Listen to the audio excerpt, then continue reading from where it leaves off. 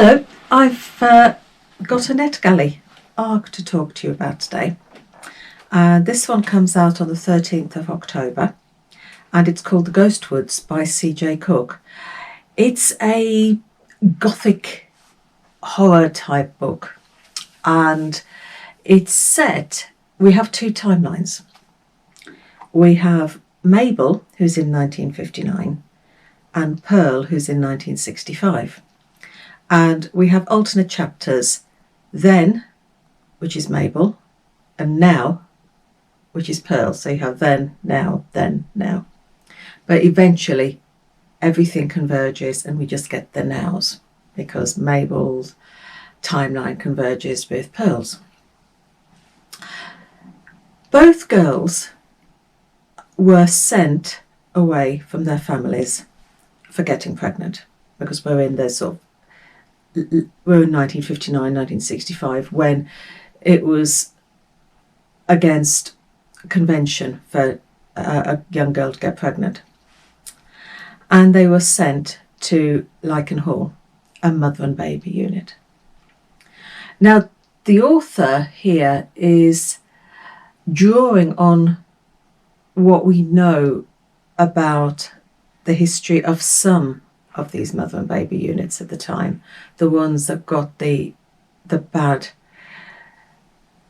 news reports about them. You did the Magdalene laundries, where awful things happened to these young girls. So she's drawing on that idea, sending these two girls in 1959 and 1965 to this remote hall, miles from anywhere, cut off. So you are already anxious for them. But first impressions when both girls arrive at the hall are favourable. Mrs. Whitlock, she's a nice, businesslike, friendly person. The hall is spacious. The girls have got their own rooms. They're well cared for. But you've got, underneath all of that, though the first impressions of the girls are good, as you read on, you've got a creeping sense of horror. Half of the hall has been closed off because you've got a creeping fungus that's invading the place. You've got a folklore element coming in. You've got the tale of the witch who cursed the family for destroying the fairy child. You have light seen in the woods. You have figures seen in the woods. So you've got this creeping sense of terror that these two girls in their separate timelines experience before their timelines converge. As well as that, you have got this idea that these girls are sent there to have their babies and then have their babies adopted. So you've got all that going on as well. You do have to, well, I did, you have to, I think you have to suspend belief as you get towards the end of the novel.